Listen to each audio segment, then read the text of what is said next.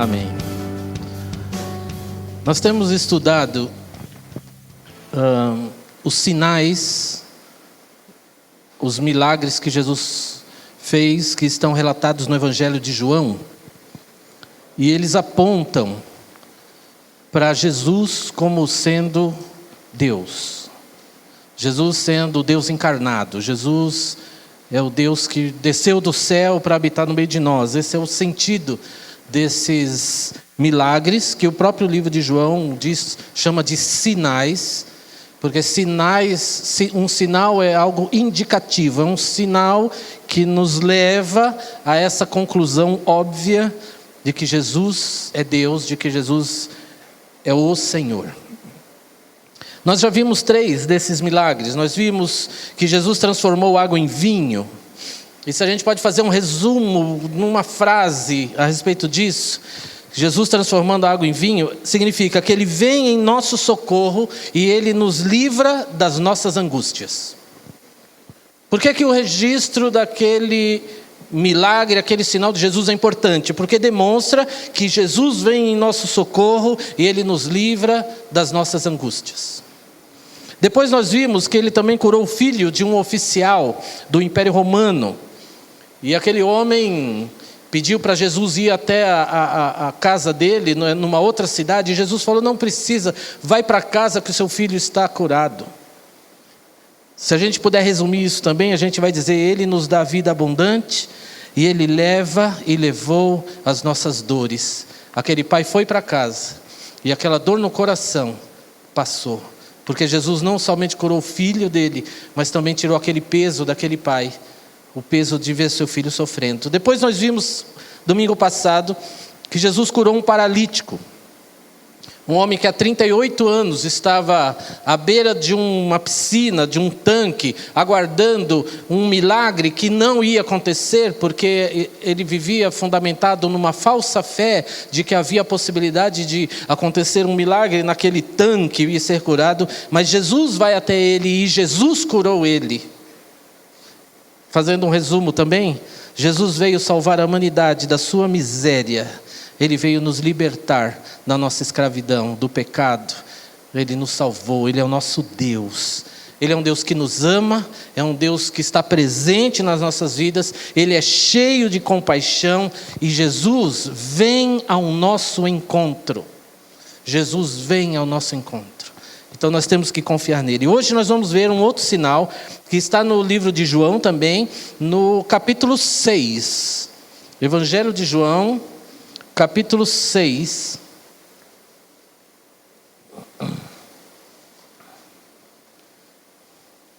Evangelho de João, capítulo 6, a multiplicação de pães e peixes. Diz assim a partir do verso 1. Depois destas coisas, atravessou Jesus o mar da Galileia, que é o de Tiberíades. Seguia-o numerosa multidão, porque tinham visto os sinais que ele fazia na cura dos enfermos. Então subiu Jesus ao monte e assentou-se ali com seus discípulos. Ora, a Páscoa, a festa dos judeus, estava próxima. Então Jesus, erguendo os olhos e vendo que grande multidão vinha ter com ele, disse a Filipe: Onde compraremos pães para lhes dar a comer? Mas dizia isto para o experimentar, porque ele bem sabia o que estava para fazer. Respondeu-lhe Filipe: Não lhes bastariam 200 denários de pão para receber cada um o seu pedaço?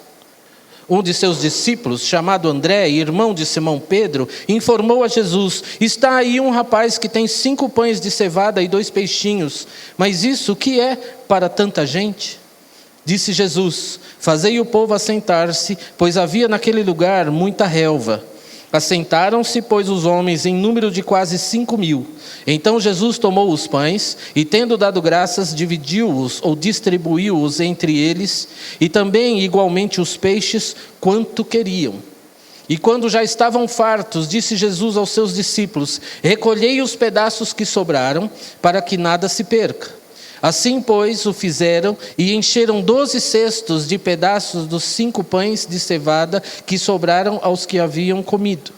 Vendo, pois, os homens o sinal que Jesus fizera, disseram: Este é verdadeiramente o profeta que devia vir ao mundo.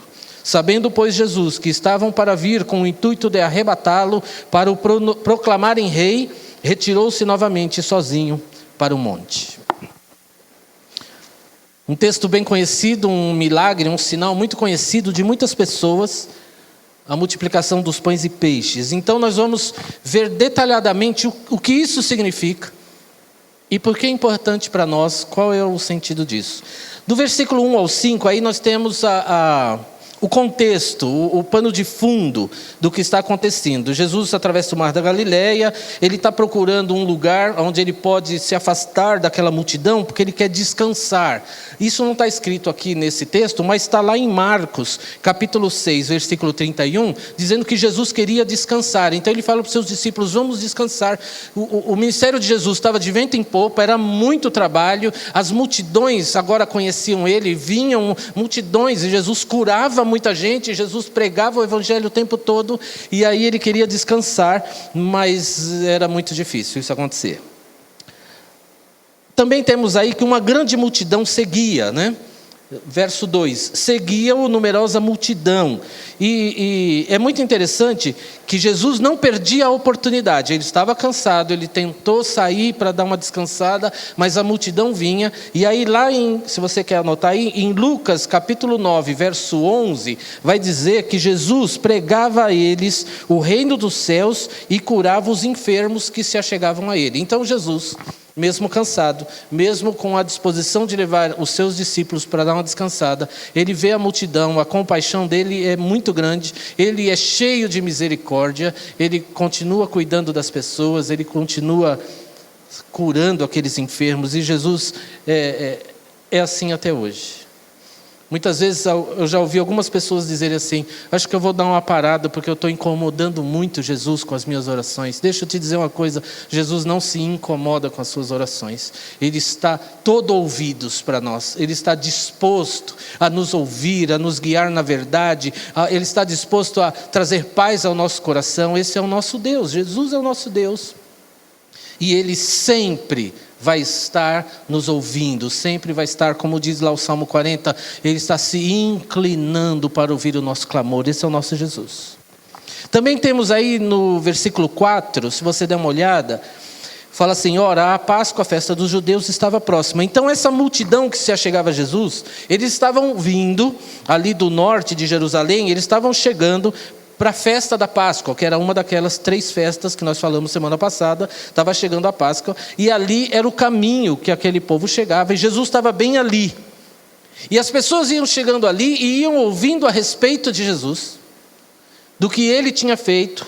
Jesus já era uma pessoa extremamente conhecida, e aí eles começavam a parar e começavam a aglomerar em volta de Jesus, pedindo que eles os socorressem. E aí Jesus vai socorrer eles. Isso era o que estava acontecendo. Jesus usa toda essa situação, ou todo esse contexto que ele está ali, para começar a preparar a manifestação do seu sinal, porque Jesus tem o objetivo com estes milagres que estão em João, o objetivo dele realizar esses milagres é mostrar que ele é Deus. Então ele começa a preparar o caminho para realizar mais um milagre, e as pessoas vão chegar à conclusão de que ele é mesmo o Deus encarnado, ele é Deus no meio de nós. Olha o que aí acontece no verso 5. Então Jesus, erguendo os olhos e vendo que grande multidão vinha ter com ele, disse a Filipe, onde compraremos pães para lhes dar a comer? É muito interessante Jesus fazer essa pergunta para Filipe, porque quando você vai estudar a biografia dos personagens bíblicos, a gente vai descobrir que Filipe era de Betsaida, e Jesus estava em Betsaida, então Jesus sabia que Filipe saberia onde comprar pão. Não seria tão absurdo, ele era daquela cidade, ele era daquela região, assim como André e Pedro também eram daquela região. Então Jesus vira para ele e diz assim, aonde nós vamos comprar pão? Olha o que ele diz aí, ó, onde compraremos pães para lhes dar a comer? É muito impressionante Jesus fazer essa pergunta por causa do verso 6, o verso que vem na sequência, ó.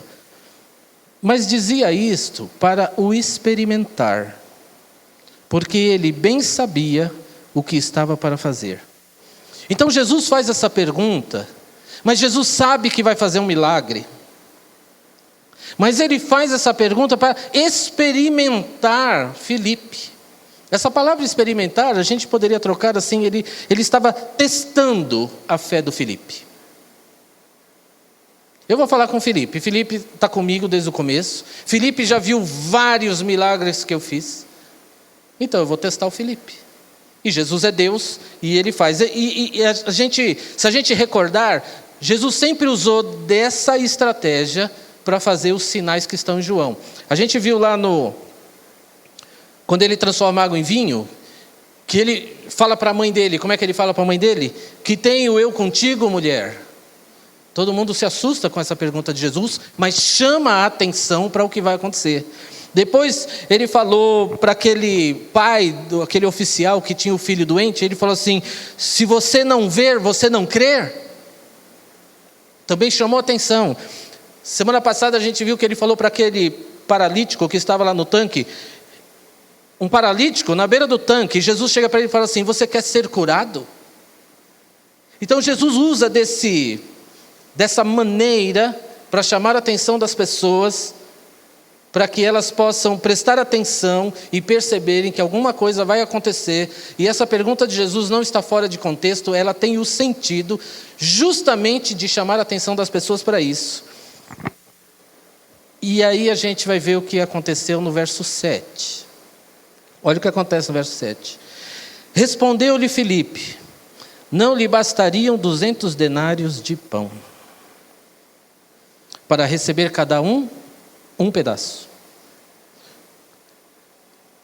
A resposta do Filipe demonstra incredulidade. Quem fez a pergunta para ele foi Jesus, que já transformou água em vinho. É o Jesus que já curou um menino a 30 quilômetros de distância. É o Jesus que curou um homem que estava 38 anos paralítico no meio da rua. Filipe viu tudo isso acontecer e a Bíblia diz que Jesus realizou ainda muitos outros nesse mesmo período. E Jesus pergunta assim, Filipe, onde a gente compra pão? Filipe fala assim, Senhor Jesus, nem 200 denários de pão alimenta esse povo. Sabe quanto é 200 denários de pão? Um denário é um dia de trabalho. Então Filipe está falando que se a gente recolher um ano de trabalho em dinheiro, não dá para alimentar toda essa gente. O Filipe falha na frente de Jesus, caminhando com Jesus. Na primeira questão que Jesus levanta com ele não crê em Jesus. Não é impressionante isso? Jesus já tinha mostrado para ele que era Deus. Jesus já tinha mostrado para ele que Jesus era o Criador do céu e da terra. Jesus tinha feito muitos milagres. Mas diante de uma situação muito radicalmente difícil, o Filipe falhou. Quando nós olhamos para a nossa vida, não é assim que acontece muitas vezes? Quando os problemas são muito grandes, quando a gente fica meio desesperado, quando a gente perde o sono, quando dá aquela angústia, gente, vamos falar, a gente sente essas coisas sim, e a gente acaba não confiando em Jesus. Faz parte de quem nós somos. Nós sabemos que Jesus é o nosso Salvador, nós sabemos que Ele é Deus, nós sabemos que Ele faz milagres, nós sabemos que Ele ressuscitou, nós sabemos que Ele está vivo, nós sabemos que Ele é intercessor por nós dia e noite, mas mediante alguns problemas que são muito grandes para nós, a gente se assusta e na hora H, a gente perde a confiança em Jesus. Quantas vezes isso já aconteceu com você? Quantas vezes isso já aconteceu comigo? Esse registro de João 6 serve para nos chamar a atenção que nós precisamos vigiar nessas questões. Porque a Bíblia diz, Jesus mesmo falou, no mundo nós teremos aflições, então as aflições virão. Então esse texto está dizendo assim, mas Jesus está com você, Ele não te abandona, Ele nunca nos abandona. Lá em Mateus capítulo 28 Ele disse assim, eu vou estar com vocês até o último dia, eu vou ficar com vocês, vocês não precisam se desesperar.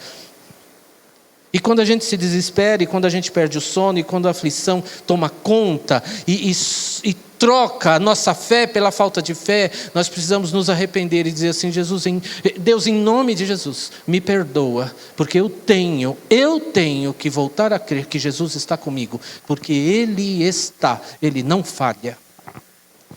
É difícil, eu sei que é difícil, para todos nós é difícil, mas nós temos que crer.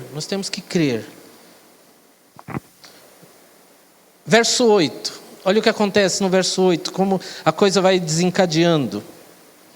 Um dos seus discípulos, chamado André, irmão de Simão Pedro, informou a Jesus, 9, aqui está aí um rapaz que tem 5 pães de cevada e 2 peixinhos, mas isso, que é para tanta gente? Lá vem o André também. Ele traz uma informação que não tem sentido nenhum. Jesus fala, nós vamos alimentar essa multidão. E aí ele chega para informar Jesus, para dizer assim, olha, tem um menino aí, um rapazinho aí, que tem 5 pães de cevada e 2 peixinhos. Mas ele tanto não acreditava na possibilidade de um milagre, que ele mesmo cai a ficha dele no meio da informação, e ele diz assim, mas o que é isso para tanta gente? Ele meio que já está assim, menino, vai embora, isso aí, nós temos uma multidão para alimentar aqui, e Jesus está falando para a gente dar um jeito. O que é isso aí? Ele mesmo não cria. Então, aqueles discípulos de Jesus estavam com Jesus, viviam com Jesus, viam os milagres de Jesus, mas ainda faltava a eles a fé em Jesus. Eles achavam um absurdo alguém chegar com uns pãezinhos e uns peixinhos. Eles falavam, o que é isso? Isso não serve para nada. Mas é nessa hora, é quando a lógica não faz sentido. É nessa hora onde a gente não tem solução para os nossos problemas. É na hora que a angústia toma conta da nossa vida e a gente vai desesperar. É nessa hora que, se nós deixarmos Jesus cuidar dos nossos problemas, é que Ele opera o milagre. É aí que Ele vai fazer o milagre acontecer. É ilógico. O milagre é ilógico. Semana passada, ou retrasada, que veio o cientista aqui, o Adalto Lourenço, veio falar aqui na segunda igreja presbiteriana, e depois a gente saiu para comer e conversar com ele, e aí a gente falou 1 milhão de coisas, mas dentre as coisas que ele falou, ele disse uma coisa bem interessante. Basicamente, tudo que está na Bíblia se explica pela ciência, é possível, não há uma contradição entre a Bíblia e a ciência, mas, quando se refere a milagre, não há explicação. Ele falou, os milagres realizados na Bíblia, que são registrados na Bíblia, realizados por Deus no Antigo Testamento, ou por Jesus no Novo Testamento, eles são absolutamente inexplicáveis. Não faz sentido nenhum. Não há lei da natureza, lei científica, que dê sentido ao que Deus faz.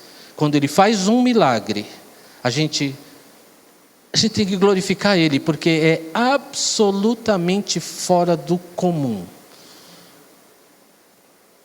Olha o que acontece. Versículo 10. Disse Jesus, fazei o povo assentar-se, pois havia naquele lugar muita relva. Assentaram, pois, os homens em número de quase 5.000.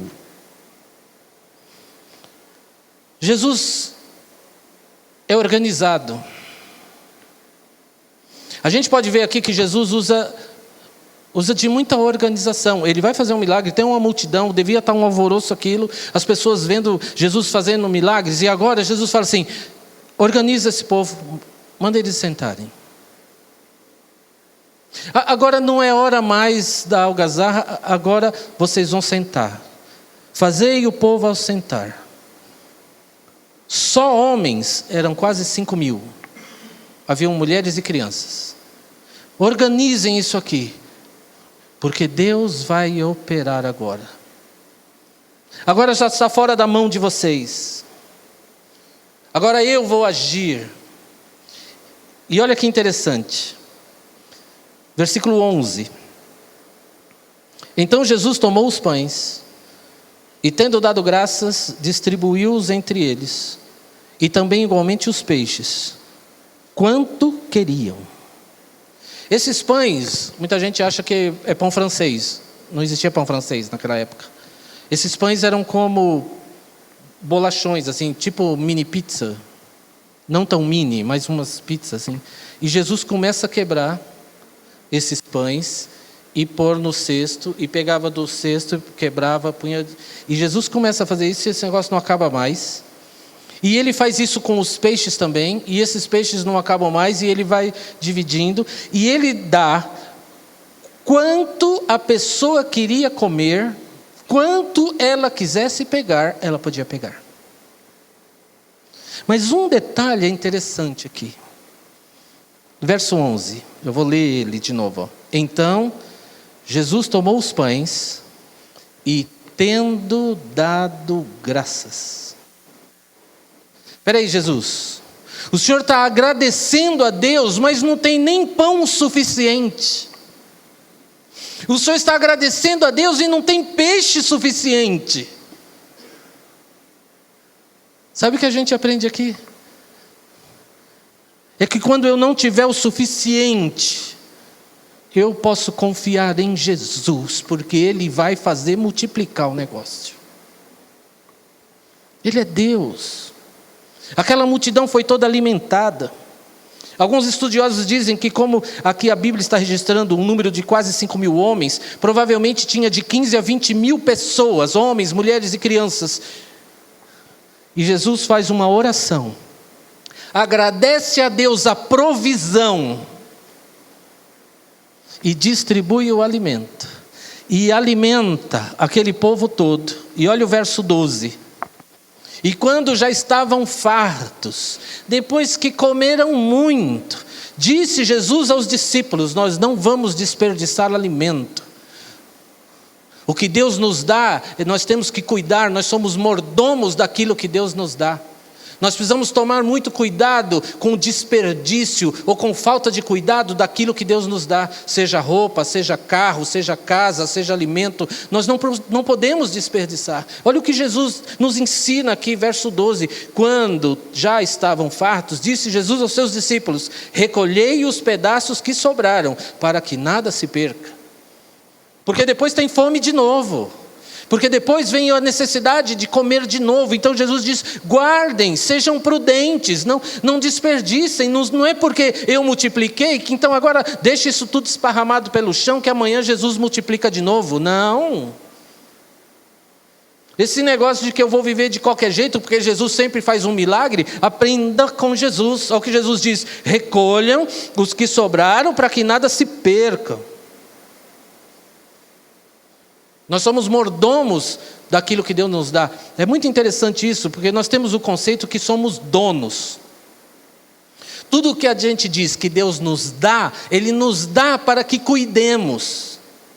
Na verdade, nós somos mordomos das coisas de Deus que Ele confia a nós. Sabe esse sapato que você tem aí? Ele não é seu, ele é de Deus, mas está a seus cuidados para o seu benefício. Então cuide bem do seu sapato. Limpe ele, engraxe ele. Quando precisa trocar o saltinho, troca o saltinho. Porque você, sendo um bom mordomo, você cuida bem das coisas do seu Senhor. É isso que Jesus está dizendo. Então nós temos que ser bons mordomos das bênçãos que Deus nos concede, porque todas essas coisas pertencem a Ele. Porque depois que você morre, ainda que você leve algumas coisas no caixão, na verdade, a sua alma vai para Deus e tudo fica para trás. Por quê? Porque tudo isso é dele, você não vai levar nada daqui. Verso 13. Assim, pois, o fizeram. E encheram 12 cestos de pedaços dos 5 pães de cevada que sobraram aos que haviam comido. 12 cestos foram cheios do que sobrou de 5 pães. Esse é o milagre que Jesus faz. Esse é o milagre que Jesus faz nas nossas vidas. Talvez a gente não tenha total consciência do que Deus tem feito na nossa vida. Talvez a gente diga assim, ufa, na hora H deu certo. Ufa, que sorte, hein? Chegou na hora certa esse dinheirinho aí. Olha, rapaz, eu estava com o pneu furado, que sorte que deu, passou uma pessoa lá e me deu uma carona. Sorte? Você não é um raio de um crente? Você acredita em sorte? Você não acha que Deus estava cuidando de você? E que na sua necessidade Ele estendeu a mão e fez um milagre? Ele faz milagres. Olha o que o pessoal, no verso 14, chegou à conclusão. Ó. Vendo, pois, os homens o sinal que Jesus fizera, disseram: este é verdadeiramente o profeta que devia vir ao mundo. O que Jesus queria com esse sinal? Que as pessoas reconhecessem que Ele era o Messias, o Deus encarnado, o enviado de Deus, o Salvador do mundo. Era isso que Ele queria. Qual a conclusão que esses homens chegaram? Que Ele é o profeta que devia vir ao mundo. 4 lições para a gente ir embora. Toda vez que surge uma necessidade, nós devemos entregar tudo a Jesus, para que Ele dê a solução, do jeito que Ele quiser. A gente tem que aprender isso, irmãos. Muitas vezes a gente quer resolver as nossas necessidades sem antes dar uma paradinha e falar com Deus. Não saia destrambelhados. Quando surgiu o problema, a dificuldade, não fique dizendo, para e ora. Pastor, mas às vezes não dá tempo. Para e ora.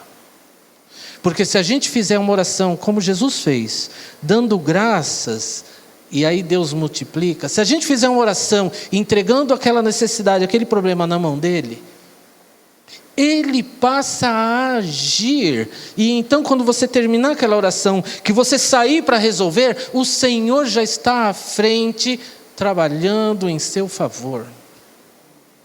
Gente, isso é fé. Crer em Jesus é isso aí. Pastor, mas é tão difícil. Não, é impossível. Mas o Espírito Santo que habita em nós nos concede a capacidade de crer. Número 2. Nós devemos começar com o que temos, mesmo que a gente ache que é pouco. Mesmo que não faça sentido. O que deram na mão de Jesus eram uns pãezinhos e uns peixinhos. O discípulo já duvidou, isso aí não vai dar para nada. Já queria mandar embora o menino. Jesus, calma. Eu sou um Deus que faz milagres. E ainda que não seja o suficiente o que você tem na sua mão, é com esse insuficiente que eu vou operar um milagre. E eu vou atender sua necessidade. Nós temos que crer nisso. Número 3. Em vez de nos desanimarmos, porque não temos tudo o que precisamos para resolver os nossos problemas, nós devemos dar graças a Deus pelo que temos. Porque o pouco na mão do nosso Deus é suficiente para o milagre acontecer. Pastor, mas não é o suficiente para resolver? Não, muitas vezes não vai resolver, mas é suficiente para que Deus faça um milagre. Porque às vezes, ou muitas vezes, ou todas as vezes, é só um milagre que vai resolver. Mas a gente tem que crer. E em quarto lugar, vamos lembrar que Deus é quem sustenta as nossas vidas. É Ele que provê, Ele é o nosso sustentador, Ele é a fonte da bênção. Muita gente coloca a sua segurança no trabalho, no emprego, na sua empresa.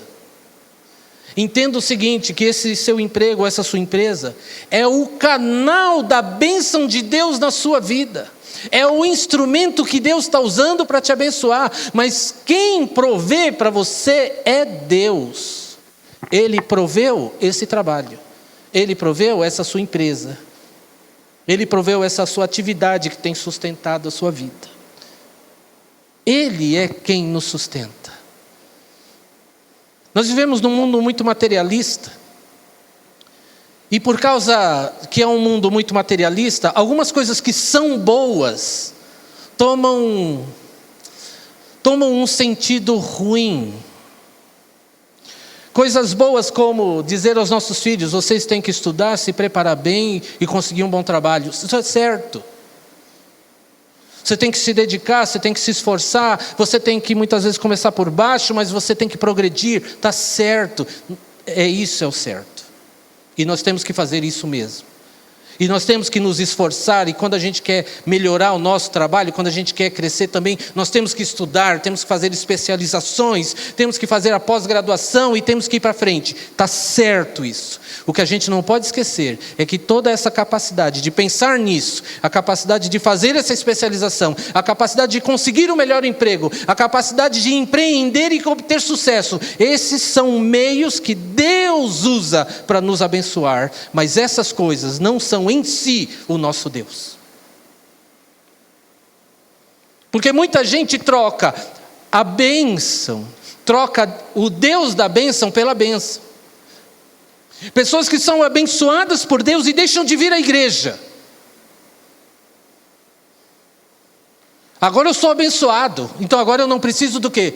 Não preciso da igreja mais, eu não preciso da comunhão dos irmãos. Agora eu posso desobedecer a Bíblia que diz: não deixe de congregar. Não, agora eu posso, sabe por quê? Porque eu sou abençoado de Deus. E como abençoado de Deus, eu não preciso mais de ninguém.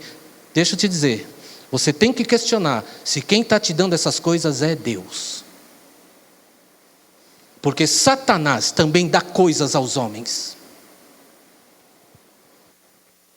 Quando Deus abençoa uma pessoa, essa pessoa cresce espiritualmente, ela é edificada na comunhão, no conhecimento de Deus, na adoração ao Senhor, no louvor a esse Deus. Mas quando alguma coisa aparentemente é uma bênção, mas você percebe que está te tirando do caminho de Deus, da comunhão do Senhor, comece a orar. Porque pode ser que é você que está querendo sair do caminho de Deus, mas pode ser que não é Deus que esteja te dando coisas. Porque quando coisas caem na mão do nosso Deus, Ele multiplica e faz com que supra as nossas necessidades, com que edifique o nosso coração, com que sustente a nossa alma e traga paz à nossa mente, porque é assim que Deus faz. Ele é Deus, Jesus é Deus. Os milagres que Ele fez provaram, aqueles homens disseram: Ele é verdadeiramente o profeta que devia vir ao mundo. Ele é. Você crê nisso? Vamos ficar de pé? Vamos embora?